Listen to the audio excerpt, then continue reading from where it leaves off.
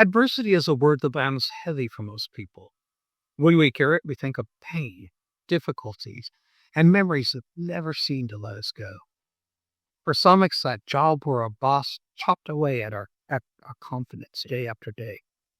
For others, it's the relationship that ended abruptly and left scars that they still carry. And for many, it's financial struggles, health battles, or losses that felt impossible to recover from.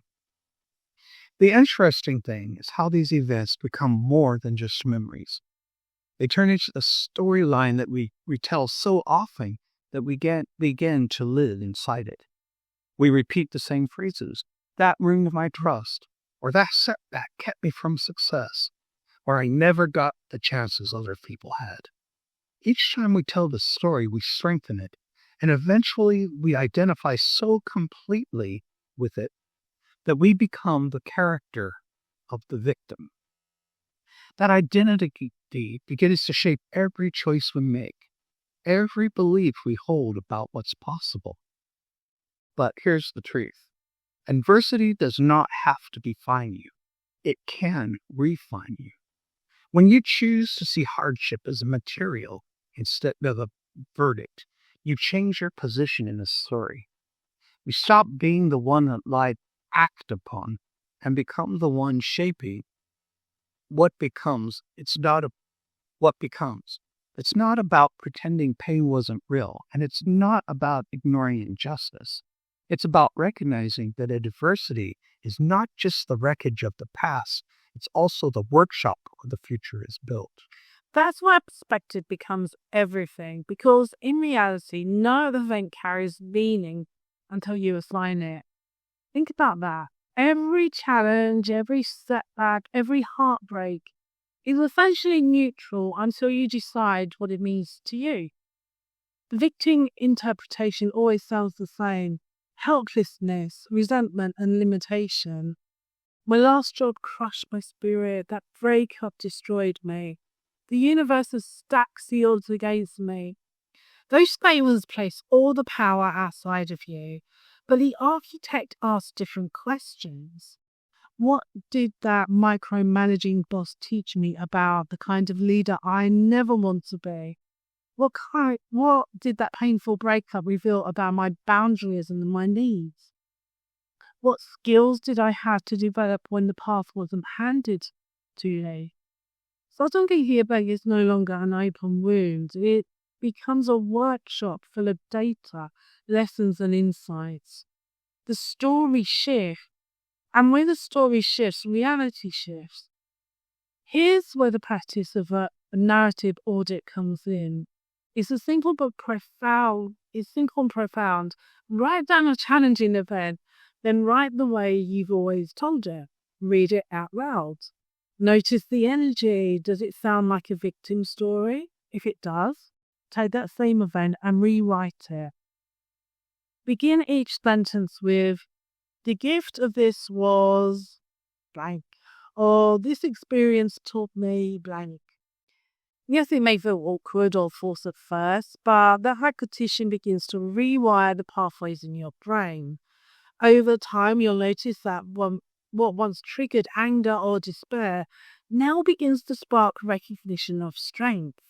The event hasn't changed, you have. And what Lynn is describing doesn't just change how you see the past, it directly impacts what you're able to create in the future. Because once you shift the story, you begin to notice something powerful. Some of your strongest skills didn't come from easy seasons, they were forged in fire. Think about the challenges you faced. Did you grow up in a chaotic family environment? If you did, you likely developed incredible conflict resolution skills, the ability to read a room, and a high level of emotional intelligence. Did you struggle financially at some point? And you probably learned resourcefulness, adaptability, and how to create something valuable from very little. Did you face a health issue that required discipline? Then you cultivated patience, resilience, and a capacity to listen to your body that many people never gain. Here's the key. We can often dismiss these abilities because they didn't come with a certificate or a job title. They feel like survival, not achievement. But to an architect, these are some of the strongest materials that you'll ever work with. These are the steel beams and foundation stones of your new design.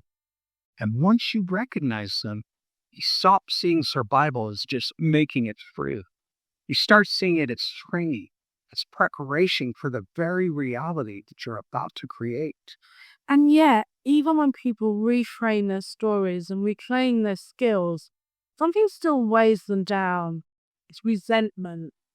Carrying resentment is like walking through life with a backpack full of rocks.